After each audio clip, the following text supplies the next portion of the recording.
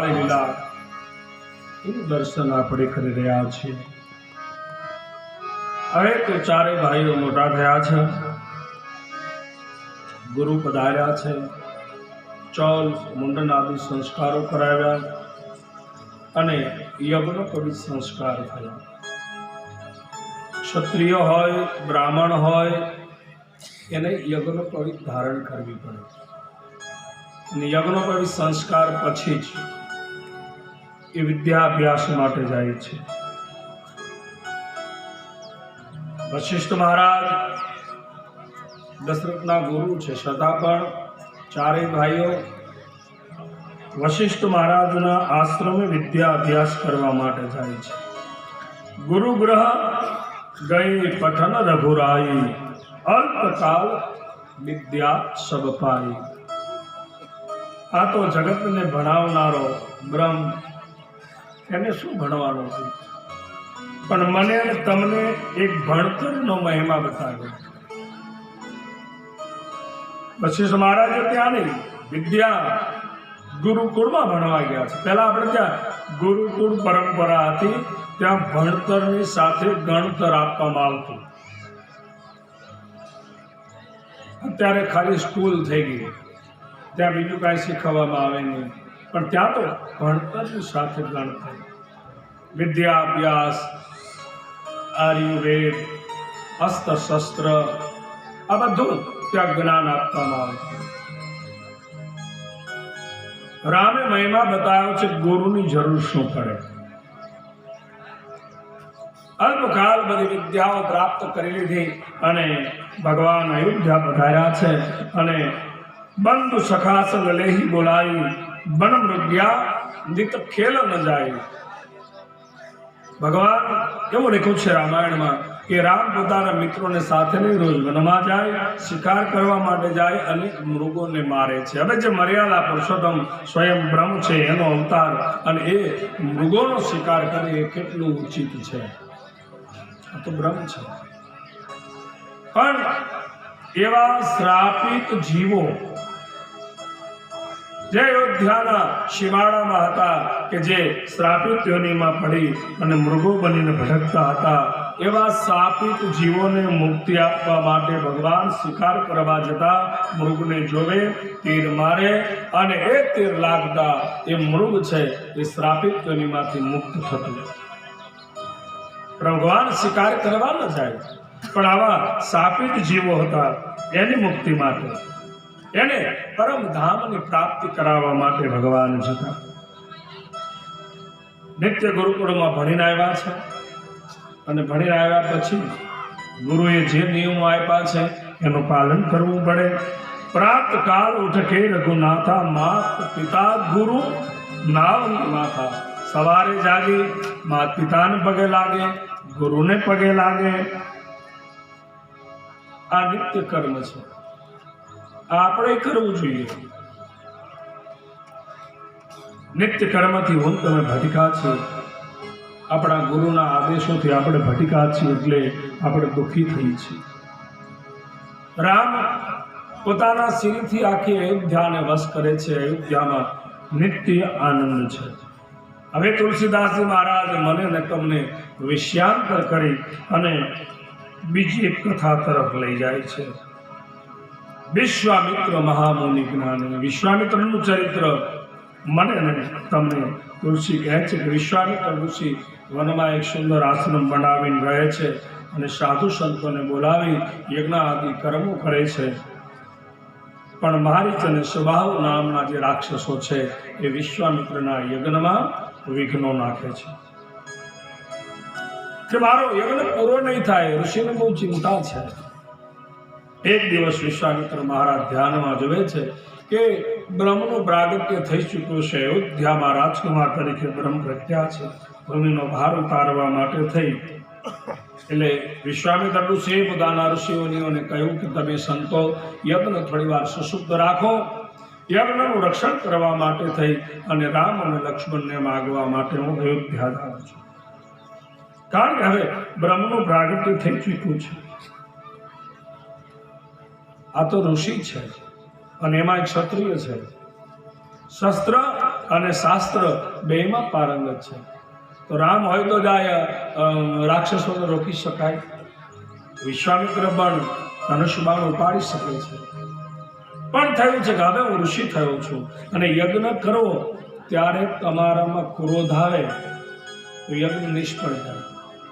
એટલે વિશ્વામિત્ર મહારાજે વિચાર્યું કે હું પણ રાક્ષસોને રોકી શકું છું, પણ અત્યારે યજ્ઞ ચાલે છે એટલે મારાથી ક્રોધ કરાય નહીં. યજ્ઞ હોય અને તમે ક્રોધ કરો તો એ યજ્ઞનો કોઈ અર્થ રહેતો નથી. વિશ્વામિત્ર મહારાજ અને વશિષ્ઠ આમ તો બે સરખા જ હતા ઉંમરમાં. એટલે વશિષ્ઠ મહારાજનું બ્રહ્મતેજ જોઈ અને વિશ્વામિત્રને થયું કે હું પણ બ્રહ્મની પદવી પ્રાપ્ત કરું. પોતે ક્ષત્રિય હતા અને બ્રહ્મર્ષિ બન્યા કે હું બ્રહ્મને મેળવું, મારા રામને મેળવું. એટલે ક્ષત્રિય હતા છતાં પણ બ્રહ્મર્ષિ બન્યા. પણ હવે ક્ષત્રિયપણું છોડી તપ કરી બ્રહ્મર્ષિ બન્યા. પણ એવું બન્યું કે હવે શાસ્ત્રત્વ છોડીને બ્રાહ્મણ બન્યા. તો ભગવાને શું કર્યું? ક્ષત્રિય નદી અવતાર દીધો. બ્રાહ્મણ થી ક્ષત્રિય, જેને મેળવવા માટે થઈને બ્રાહ્મણ બન્યા ક્ષત્રિય માટે, તો ભગવાને ક્ષત્રિય નદી અવતાર લીધો. એટલે ભગવાનને કોઈ વર્ણ નથી, કોઈ જાતિ નથી. એ તો બધાને માટે છે, ગમે ત્યાં પ્રગટે છે. બસ એ તો પ્રેમનો વિખો છે. વિશ્વામિત્ર મહારાજ અયોધ્યા આવે છે, સરયુ નદીમાં સ્નાન કરે છે. મહારાજ દશરથને ખબર પડે છે કે વિશ્વામિત્ર મહારાજ આવ્યા છે.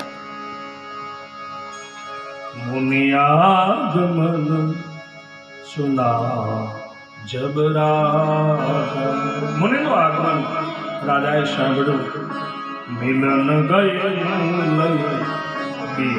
સમાજા, બ્રાહ્મણના સમૂહને સાથે લઈ મહારાજ દશરથ વિશ્વામિત્રનું સ્વાગત કરવા માટે આવે છે. કરી દંડવત મુનિ સન્માના, નિજ આસન બેઠા ધૈર્યાની. મહારાજ દશરથે દંડવત પ્રણામ કર્યા. હે મુનિરાજ, અમે ધન્ય બન્યા, અમારું આનો ધન્ય બન્યું. આજ મારી અવધ ધન્ય બની, અમારા પૂર્વજોના પુણ્યના પ્રતાપે થઈ અને આપ અમારે ત્યાં મહેમાન બન્યા છે. વિશ્વામિત્રનું ખૂબ સારું સન્માન કર્યું છે. રામ, લક્ષ્મણ, ભરત, શત્રુઘ્ન ચારે ભાઈઓને મહારાજે બોલાવ્યા છે. ઋષિના ચરણોમાં વંદન કરાવ્યા. અને વશિષ્ઠ મહારાજ વિચારે છે કે રામ બ્રહ્મ છે, જો વિશ્વામિત્ર બ્રહ્મને ઓળખી શકે છે કે નહીં. ચારે ભાઈ આવ્યા છે, વંદન કર્યા. રામ તત્વને જોઈ અને વિશ્વામિત્રને થોડું આકર્ષણ થયું, પણ ખરેખર આ બ્રહ્મ હશે. પણ ભગવાન જે બ્રહ્મ તત્વ છે, આ તો ઋષિ તત્વ છે. ચારે દીકરાઓને આશીર્વાદ આપે. વિશ્વામિત્ર બોલ્યા છે કે મહારાજ, દશરથ કહે છે કે તમારા આગમનનું કારણ તમે શા માટે પધાર્યા? વિશ્વામિત્ર બોલ્યા છે કે પ્રભુ, હું આપની પાસે માગવા આવ્યો છું. હવે ભારતનો ઋષિ કોઈ બી માગે નહીં, માગવું અને મરવું બે બરાબર છે. પણ વિશ્વામિત્ર અહીંયા બોલ્યા છે કે હે મહારાજ, હું તમારી પાસે માગવા આવ્યો છું. મહારાજ દશરથ થોડી વાર નતમસ્તક થયા કે ઋષિને જરૂર હોય અને મારી પાસે માગવા આવવું પડે તો મારા રાજ વહીવટમાં ખામી કહેવાય. દેશનો ઋષિ કોઈ હાથ લાંબો ન કરે, કોઈ પણ સંજોગોમાં એ યાચના ન કરે, તો એવું એમને શું ખૂટે છે કે એમને માગવા આવવું પડ્યું. મેં જાચન આવું નપતો, સ્પષ્ટ બોલ્યા છે કે હું માગવા આવ્યો છું. અવધેશ, તમને એવું લાગતું હોય તો હું તમારી સંપત્તિ માગવા નથી આવ્યા. આશ્રમમાં કોઈ ખામી નથી, તમારી સંપત્તિ લેવા માટે નથી આવ્યો. કદાચ તમે એવું વિચારતા હોય હું તમારી સંતતિ માગવા આવ્યો છું. હું તમારા બે દીકરાઓ રામ અને લક્ષ્મણ અનુજ સમેત દેહુ રઘુનાથા, રામ અને લક્ષ્મણને લેવા માટે આવ્યો છું. મહારાજ, તમને આ પુત્રો યજ્ઞદેવની કૃપાથી મળ્યા છે. અને યજ્ઞનું રક્ષણ કરવા માટે હું રામ અને લક્ષ્મણને માગવા માટે આવ્યો છું. અને હે પ્રભુ રામ અને લક્ષ્મણ મને આપો યજ્ઞનું રક્ષણ કરવા માટે. દશરથ રાજા થોડા વ્યાકુળ બન્યા છે એટલે વિશ્વામિત્ર મહારાજ કહેવા લાગ્યા કે તમે સંસારી છો, હું તમારી લાગણીને સમજી શકું છું. મોટી ઉંમરે પુત્રો થયા છે અને પુત્રોને જુદા કરવા તમારે પણ દુઃખ છે, પણ તમારા પુત્રો પણ યજ્ઞની પ્રસાદી છે અને યજ્ઞનું રક્ષણ કરવા માટે હું પુત્રોને માગવા માટે આવ્યો છું. હે રાજન, આખા જગતના ધર્મની જાળવણી થશે, આ જગતમાં તમને યશ મળશે, તમને કીર્તિ મળશે, તમારો રઘુવંશ ધન્ય બની જશે. વિશ્વામિત્રના વચનો સાંભળી દશરથ થોડા અસ્વસ્થ થયા છે કે બધી વાત સાચી છે મહારાજ, પણ આપ જાણો છો કે મને મોટી ઉંમરે પુત્રની પ્રાપ્તિ થઈ છે. રામ મારો પ્રાણ છે અને ક્યાંય પર્વત કાંઈ મોટા રાક્ષસો અને ક્યાં મારા સુકુમાર બાળકો. તમે સેના માગો, શસ્ત્રો માગો, હું તમને આપવા માટે તૈયાર છું. મહારાજ દશરથની આ દશા જો વશિષ્ઠ મહારાજને થયું કે કદાચ મહારાજ દશરથ ના પાડશે તો વિશ્વામિત્રના ક્રોધનું કદાચ શિકાર થવું પડશે. મહારાજ દશરથ બોલ્યા છે કે મહારાજ મારે ત્યાં મોટી ઉંમરે પુત્રોની પ્રાપ્તિ થઈ છે, 4 પુત્રો મળ્યા છે. પણ વશિષ્ઠને ચિંતા થઈ કે કદાચ વિશ્વામિત્ર ગુસ્સો કરે એટલે વશિષ્ઠ મહારાજ કહે છે, મહારાજ 2 દીકરાઓ તમે અમને આપો, રામ અને લક્ષ્મણ, યજ્ઞનું રક્ષણ કરશે. કારણ કે એ રામ અને લક્ષ્મણ ભૂમિનો ભાર ઉતારવા માટે થઈને આપના ઘરે અવતાર ધારણ કર્યો છે, એમનો પ્રભાવ મોટો છે. અને હવે ઋષિ આવ્યા એટલે તમે વચન આપી દીધું છે, રઘુકુલ રીત સદા ચલી આવી, પ્રાણ જાય અરુ વચન ન જાય. તમે વચન તો આપી દીધું છે ને હવે ના પાડશો તો?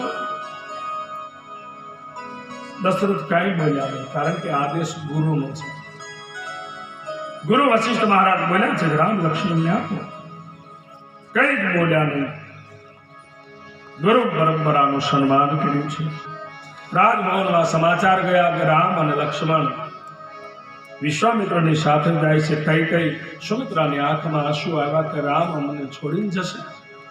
માં કૌશલ્યાને ખબર પડ્યા, કૌશલ્યાને અતિ આનંદ થયો, કારણ કે એમને ભગવાન શિવજી સાધુના વેશે આવ્યા ત્યારે કીધું હતું કે તમારા દીકરો કોઈ યુવાન બનશે ત્યારે એક મહાત્મા એને લેવા આવશે અને એ મહાત્માની સાથે જશે, યજ્ઞનું રક્ષણ કરશે અને તમારો રામ પરણીને ઘરે આવશે.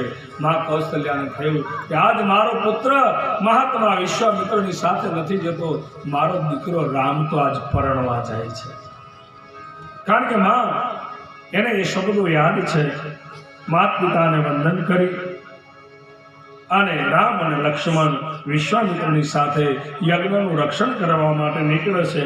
વિશ્વામિત્ર મહાનિધિ પાઈ વિશ્વામિત્રને પણ અતિ આનંદ છે, જાણે બધી નિધિ મળી ગઈ હોય એવો આનંદ છે. અને વિશ્વામિત્ર રામ અને લક્ષ્મણને લઈ અને નીકળ્યા છે. રામ બ્રહ્મ તત્વ છે કે નહીં હજી મનમાં શંકા કુશંકા છે. એ જ સમયે ચલે જાત મુનિ દિનહી દિખાઈ, સુની તાડકા ક્રોધ કરી આવી. રામ લક્ષ્મણ અને વિશ્વામિત્ર આશ્રમ તરફ જાય છે. એમાં તાડકા નામની રાક્ષસી ક્રોધ કરીને સામે આવે છે. વિશ્વામિત્ર બોલ્યા છે, હે પ્રભુ, આજ તાડકા એના દીકરાઓ મારી ચલી સ્વભાવ યજ્ઞમાં હવનમાં હાડકા નાખે છે. અને એ વખતે ભગવાને એક ही बाण प्राण हर लीना दिल जानी એ નિજ પદ દી. એક જ બાણ આમ હાથામાંથી કાઢ્યું, તારકાને માર્યું, નિજ પદ આપ્યું, એને મુક્તિ આપી છે. રામના અવતાર કાળની શરૂઆત તારકાને મારવાથી થઈ છે. સ્ત્રી છે, એના દીકરા છે મારી છે વિશ્વભાવ. તારકા વખતે અવતાર કાર્ય શરૂ થયું. ભગવાને વિચાર કર્યો કે આના દીકરા છે ને દુર્ગુણને નાશ કરતા પહેલા દુર્ગુણ જ્યાંથી પ્રગટે છે એનો નાશ કરો. ન રહેગા બાસ ન બધી બાસુરી તારકાને જમાની. જળમાંથી દુર્ગુણોને કાઢવા હશે તો દુર્ગુણોનું જ્યાંથી પ્રાગટ્ય થાય છે એને પહેલા નાશ કરો. વિશ્વામિત્ર ઓળખી ગયા કે રામ પરાત્પર બ્રહ્મ છે. પછી પોતાની પાસે જેટલી વિદ્યાઓ હતી એ બધી રામને ભણાવી. હવે વિશ્વામિત્ર શું રામને વિદ્યા આપે, શું ભણાવે, શું અસ્ત્ર શસ્ત્ર આપે? પણ અહીંયા એક મહિમા બતાવ્યો છે કે મારી અને તમારી પાસે જે કાંઈ હોય, પછી બુદ્ધિ, શક્તિ, વિદ્યા, જે કાંઈ વસ્તુ હોય એ તમે બ્રહ્મને સમર્પિત કરો તો જ એમાં જીવનનું સાફલ્ય છે. મને તમને પરમાત્માએ જે આપ્યું હોય એ પરમાત્મા સામે એનું દીક્ષિત કરો, એમાં જીવનનું સાફલ્ય છે. રામ અને લક્ષ્મણને લઈ વિશ્વામિત્ર આશ્રમમાં આવે છે. કંદમૂળ ફળ લાવી ભગવાનને આપે છે. હવે જેને મેળવવા માટે યજ્ઞ કરે, બ્રહ્મને મેળવવા માટે, રામને મેળવવા માટે યજ્ઞ કરવામાં આવે છે. હવે રામ સ્વયં મળી ગયા તો યજ્ઞની શું જરૂર છે? પણ સદા વિશ્વામિત્ર યજ્ઞનો શુભારંભ કરે છે. યજ્ઞનો ધુમાડો આકાશમાં દેખાણો. તરત મારીચ અને સુબાહુ નામના બે રાક્ષસો યજ્ઞમાં વિઘ્ન નાખવા માટે થઈને આવે છે. રામાયણમાં લખ્યું છે કે એક જ ફણા વગરનું બાણ મારી અને મારીચને 100 યોજન દૂર ફેંકી દીધો અને સુબાહુને એક જ તીર મારી અને ગતિ આપી દીધી. યજ્ઞ વિશ્વામિત્રનો પરિપૂર્ણ થયો છે નિર્વિઘ્ને. વિશ્વામિત્ર મહારાજ બોલ્યા છે, રાઘવ, જનકપુરમાં મહારાજ જનક, વૈદેહી, એમને ત્યાં સ્વયંવરનું આયોજન છે. એક મોટો ધનુષ યજ્ઞનું આયોજન કર્યું છે. સીતાના સ્વયંવરનું આયોજન કર્યું છે. પણ રાવણ આદિ અસુરો એ યજ્ઞમાં પણ વિઘ્ન નાખે છે. તો આપણે મારા યજ્ઞનું રક્ષણ કર્યું, તો ચાલો ત્યાં એમના યજ્ઞનું પણ રક્ષણ કરો. તમે યજ્ઞ પૂરો કરાવવા જ નીકળ્યા છો તો મારા જનકના યજ્ઞનું પણ રક્ષણ કરો. જનકના ધનુષ યજ્ઞની વાત સાંભળી ધનુષ યજ્ઞ સોની રઘુકુલ નાથા હરસ મુનિ બર કે સાથા. મહારાજ વિશ્વામિત્રની વાત સાંભળી ભગવાન રામ થયા છે. રામને સાથે રહી, લક્ષ્મણને સાથે રહી વિશ્વામિત્ર મહારાજ જનકપુર જવા માટે નીકળે છે. જનકપુરની યાત્રા વિશ્વામિત્ર રામ અને લક્ષ્મણને લઈ નીકળ્યા છે. અને એ વખતે રસ્તામાં આશ્રમ એક દીખ મગમારી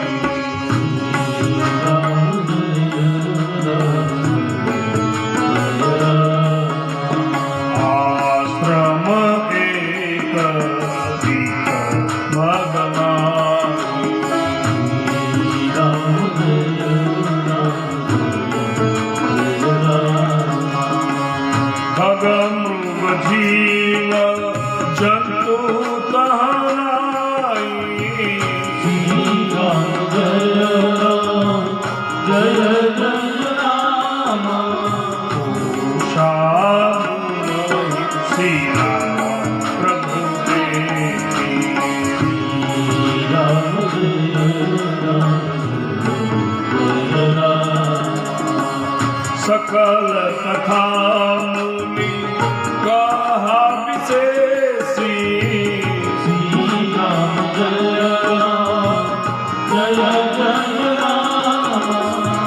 राम लक्ष्मण विश्वामित्रनी સાથે જનકપુરના રસ્તે આગળ વધે છે. રસ્તામાં એક આશ્રમ જોયો, બિલકુલ નિર્જન ઉજળ છે, જીવ જંત પશુ પક્ષી કાંઈ દેખાતો નથી. અને આશ્રમની બહાર એક શિલા પડી છે, પથ્થર પડ્યો છે. રામ પૂછે છે કે આશ્રમ કોનો છે? આ પથ્થર કોઈ મનુષ્ય દેહ એવો આ પથ્થર છે. આ પથ્થર કોનો છે? વિશ્વામિત્ર મહારાજ કહે છે કે રામ, આ આશ્રમ ગૌતમ ઋષિનો છે. પથ્થર દેહ ગૌતમ પત્ની અહલ્યા છે. બ્રહ્માજી અહલ્યાજીને ગૌતમની સાથે પરણાવી ઇન્દ્રને ગમ્યું નહીં. અને અહલ્યાજીને પણ ઇન્દ્ર પ્રત્યે થોડી આસક્તિ હતી. એકવાર ગૌતમની ગેરહાજરીમાં ઇન્દ્ર છે ગૌતમનું રૂપ લઈ અને આશ્રમ આવે છે. સ્નાન સંધ્યાથી પરવારી ગૌતમ ઋષિ પાછા આવ્યા, દરવાજો પકડાવ્યો. અહલ્યાજીએ ઇન્દ્રને સંતાડી દીધો. દરવાજો ખોલવામાં વાર લાગી. દૂરથી દરવાજો ખોલ્યો. ધ્યાન અવસ્થામાં ગૌતમે બધું જાણી લીધું એટલે પ્રથમ પોતાની પત્નીને શ્રાપ આપી દીધો કે તું પથ્થરની શિલા થઈને પડી, જળ બની જા. આ સત્ય અને ઇન્દ્રને શ્રાપ આપ્યો કે તે કપટ કર્યું છે, તારા શરીરમાં કરોડો છિદ્રો થશે, એની પીડા તું ભોગવીશ.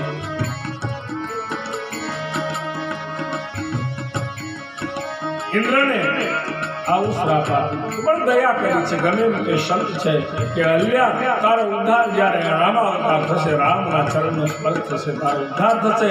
અને હે ઇન્દ્ર, જ્યારે રામનો જનકપુરમાં વરઘોડો નીકળશે ત્યારે તેનું દર્શન કરીશ ને તારા શરીરના છિદ્રો છે એની પીડામાંથી મુક્ત બનીશ. વર્ણન કર્યું છે રામને થયું ચરણનો સ્પર્શ. કોઈ કહે છે એવા સંતો કે ભાઈ રામ છે, ક્ષત્રિય છે, સ્ત્રીને પોતાનો પગ કેમ અડાડે, પણ અત્યારે સ્ત્રી નથી, શીલા છે. અને ગૌતમ મુનિ કીધું કે રામના ચરણનો સ્પર્શ થશે ત્યારે જ તારો ઉદ્ધાર થશે.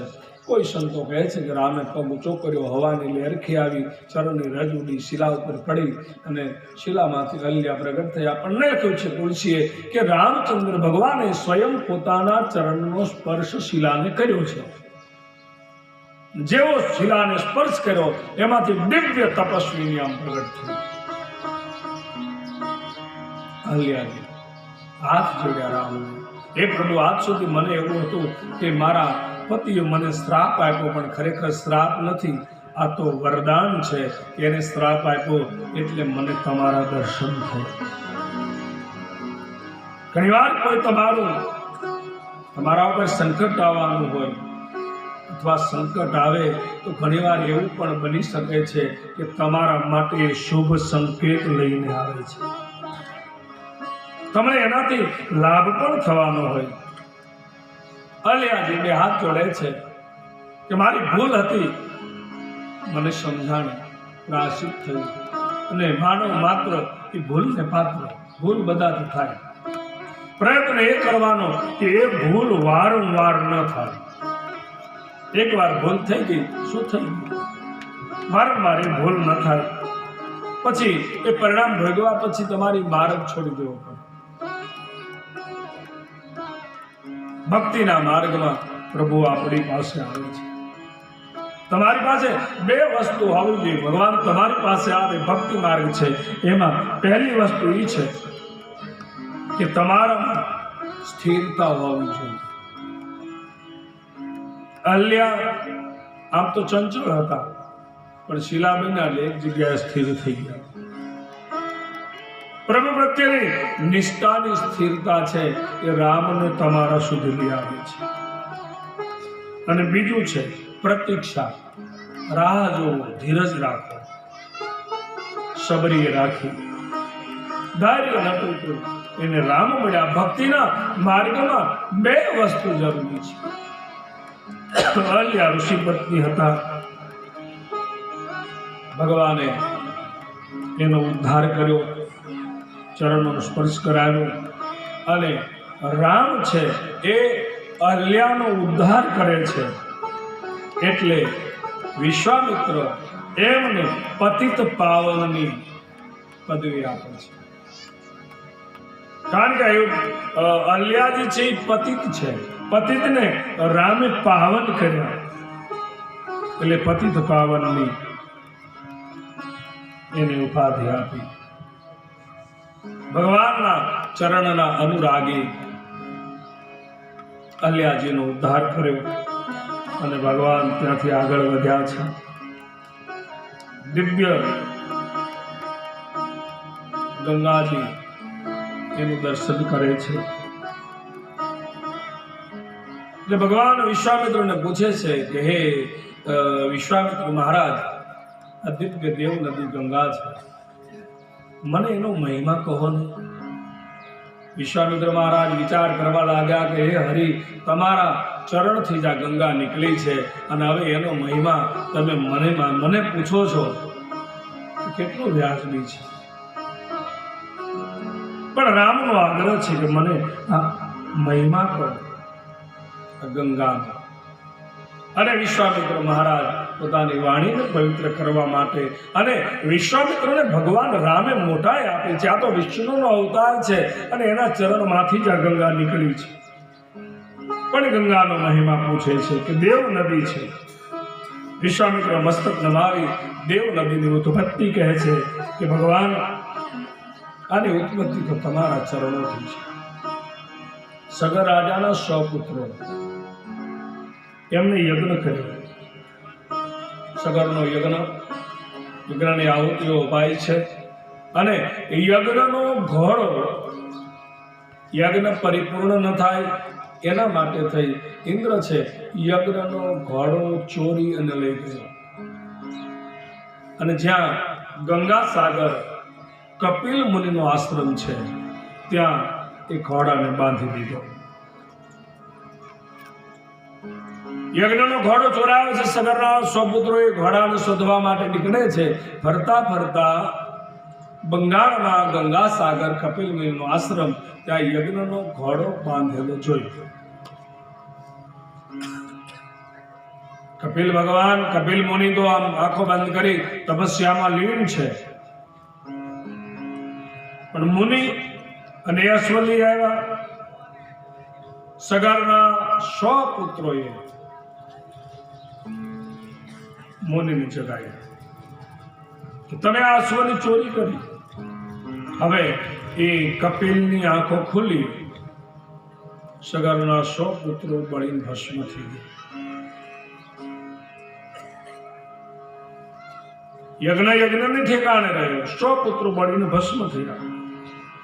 હવે સગરના પુત્રો 100 બળીને ભસ્મ થયા છે. શાસ્ત્ર એવું કહે છે કે કમોતે મોત થાય એ પ્રેત યોનિમાં જાય. તો પ્રેત યોનિમાંથી મુક્ત કરવા માટે શું કરવું?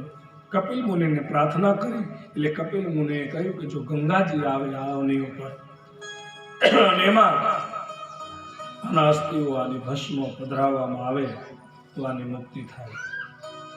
દિલીપે તપ કર્યું, અંશુમાને તપ કર્યું, 2 પેઢીએ તપ કર્યા ગંગાજીને લાવવા માટે આ ધરતી ઉપર. અને 3જી પેઢી એટલે ભગીરથે તપ કર્યું. ત્યારે ગંગાજી સ્વર્ગમાંથી મૃત્યુલોકમાં આવવા માટે તૈયાર થયા. પિતૃ ઋણમાંથી મુક્ત થવા માટે 3 પેઢીએ તપ કર્યું. આપણે હાથ દીની ભાગવતમાં પિતૃઓને મુક્ત કરવા છે. કેમ થાય? 3 પેઢીએ તપ કર્યું. ભગીરથના તપથી ગંગાજી પ્રસન્ન થયા કે હું મૃત્યુલોકમાં આવું. અને ગંગા આમ તો અભિમાની છે કે હું મૃત્યુલોકમાં આવું, મારો વેગ પ્રચંડ છે, હું તો આકાશમાંથી ઉતરું એટલે સીધી પાતાળમાં વહી જાઉં. તો એના માટે મને ઝીલેવું કોણ? અને ભગીરથે ભગવાન શિવનું તપ કર્યું. શિવજી પ્રસન્ન થયા. ભગીરથે કહ્યું, પ્રભુ હું મારા પિતૃઓના ઉદ્ધાર માટે ગંગાજીને સ્વર્ગલોકમાંથી મૃત્યુલોકમાં લાવવા માંગુ છું. આપ કૃપા કરો. ગંગાજી પાતાળમાં ચલ્યા જશે, આપ એને ઝીલો. શિવજી તૈયાર થયા છે. ગંગાજીના પ્રવાહને ઝીલવા માટે થઈ પોતાની જટાને છોડી છે. અંગે અભિમાનને આકાશમાંથી ઉતરી. પણ શિવજીની જટામાં જઈ 1000 વર્ષ સુધી ભટકી. અભિમાન ઉતરી ગયું ગંગાનું. ભગીરથે 2 હાથ જોડીને શિવજીને કીધું કે હે શિવજી, મારા પિતૃઓના ઉદ્ધાર માટે ગંગાજીને મેં આકાશમાંથી ઉતાર્યા છે, એને મુક્ત કરો. અને ભગવાન શંકરજીએ પોતાની જટામાંથી એક ગંગાની ધાર, શંકર તેરી જટા से बहती है गंगाधारा बोले तेरी जटा से बहती है गंगाधारा, शंकर तेरी जटा से बहती है गंगाधारा। धीमे धीमे भगवाने ગંગની ધાર છોડી આગળ આગળ ભગીરથ, પાછળ પાછળ ગંગની ધારા. છેક હિમાલયથી જ્યાં કપિલ મુનિનો આશ્રમ છે ત્યાં સુધી ગંગાજી પધાર્યા. ભગીરથના જે પિતૃઓ સગત રાજાના 100 પુત્રો જ્યાં બળીને ભસ્મ થયા છે, ગંગાજી પહોંચ્યા, જેમાં તેમની ભસ્મ અને અસ્થિઓ ગંગાજીમાં સ્પર્શ થયો. એક જ ટુકડો હાડનો ટડ ગંગાને જાય, 71 પેઢી માય ભૂત ન સર્જ્યો ભાવી નથી. સગરના પુત્રનો ઉદ્ધાર થાય અને પછી ભગીરથે પરમાત્માને કીધું, હે પરમાત્મા, જો પિતૃના ઋણ માટે, પ્રેત યોનિમાં ગયેલા સ્વજનો માટે જો આટલી બધું મહેનત કરવી પડે, 3 પેઢીને તપ કરવા પડે, તો આ જગતમાં કોઈ પોતાના પિતૃને પ્રેત યોનિમાંથી મુક્ત કરવા માટે કોઈ પ્રયત્ન નહીં કરે. 3 પેઢી સુધી કોણ પ્રયત્ન કરે?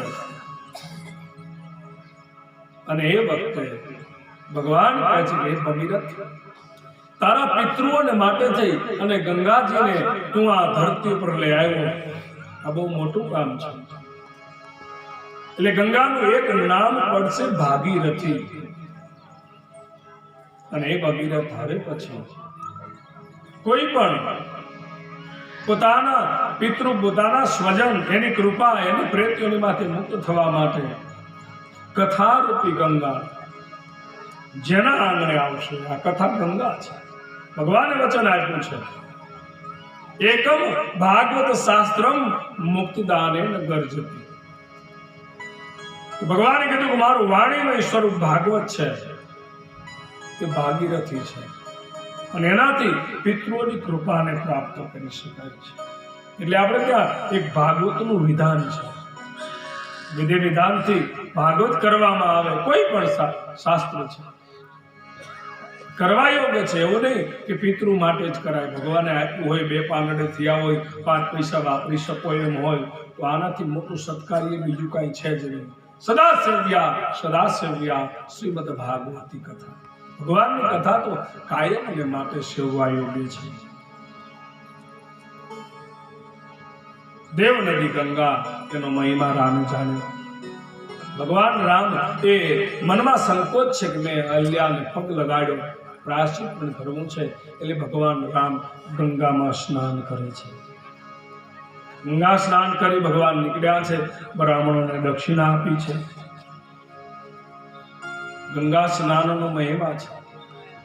ગંગા સ્નાને યમુના પાને, ગંગાજીમાં સ્નાન કરો એનો મહિમા. યમુના પાન, યમુનાને ચરણામાં પીવો એનો મહિમા. ગંગા સ્નાને યમુના પાને રેવા દર્શને, નર્મદાજીના દર્શન કરવાનો મહિમા છે. નર્મદા નદીને આમ વંદન કરો ને, નર્મદાના જેટલા કંકર એટલા શંકર, આ નિયમ છે. નર્મદા નદીના દરેક પથરાઓ છે ને એ શિવ જ છે. ગંગામાં સ્નાન કરો એટલું જ પુણ્ય યમુનાનું પાન કરો તો મળે, અને ગંગામાં સ્નાન કરો એટલું જ પુણ્ય નર્મદાને 2 હાથે આમ વંદન કરો તો મળે. ગંગા સ્નાને યમુના પાને રેવા દર્શને અને તાપી સમરણે. તાપી નદી સુરતથી વહે છે, સૂર્યની પુત્રી છે. એનું ખાલી સ્મરણ કરો એટલે ગંગાજીમાં સ્નાન કર્યા બરાબર પુણ્ય પ્રાપ્ત થાય. આ મહિમા છે. રેવા એટલે નર્મદા,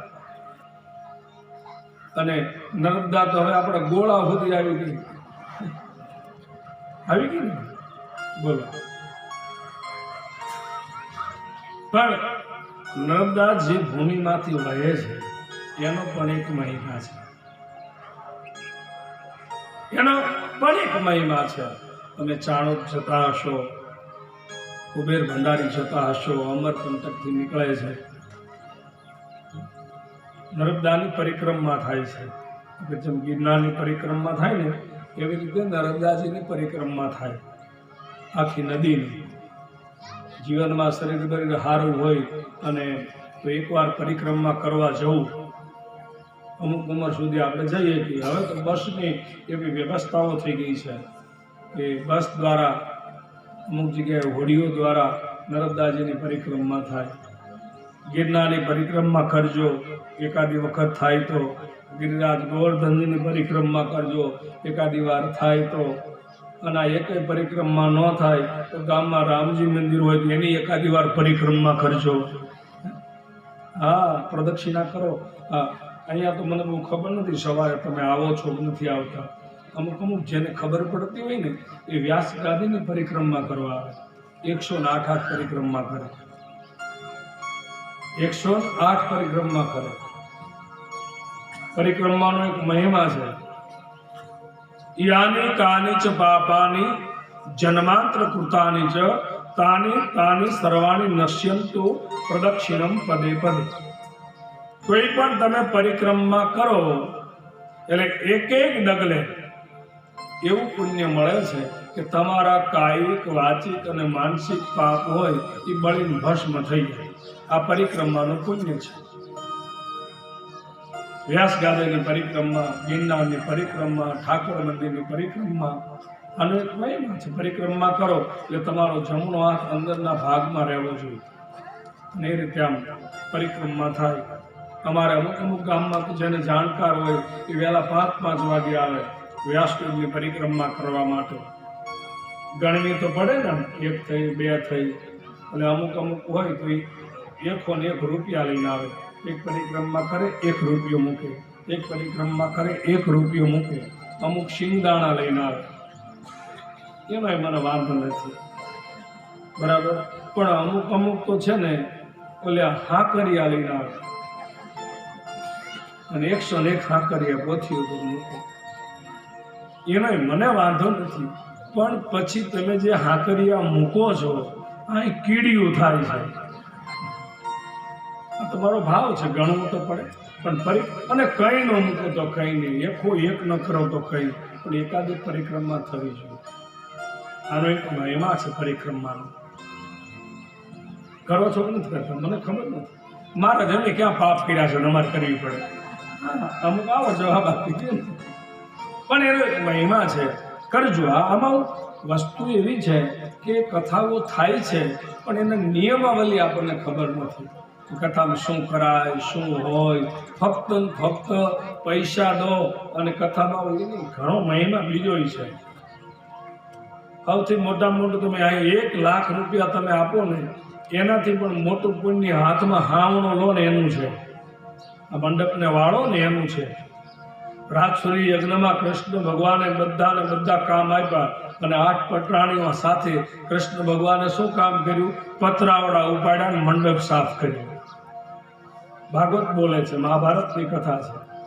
અને 5 ભાંડુ આવ્યા, અરે ભગવાન અમને શરમ લાગે, તમે આ શું કરો છો? કૃષ્ણ ભગવાન કે તમે જે આખો રાજસુરી યજ્ઞ કરો છો ને એનું પુણ્ય જાય છે. તો અહીંયા હાવરણો ફેરવો, સાફ સફાઈ કરો, આ પુણ્ય છે. તનની સેવા કરવીની મોટી છે.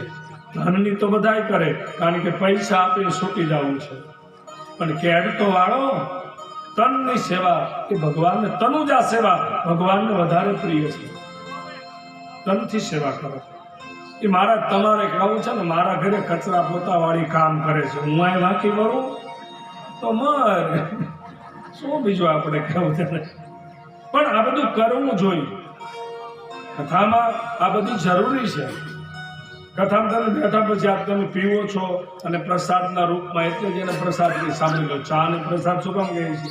બાકી કથામાં બેઠા પછી તમારે અહીંયા કોઈના હાથનું પાણી ન પીવાય. આ તમારું કલ્યાણ કોઈનું થતું નથી એનું આ બહુ સ્પષ્ટ કારણ કહું છું. તમને આ કોઈ કથાકાર નહીં કહે. કથામાં તમે બેઠા પછી તમને કોઈ 1 ગ્લાસ પાણી પીવડાવે અને એ પાણી તમે પીવો ને તમારું કથાનું પુણ્ય લઈ જાય.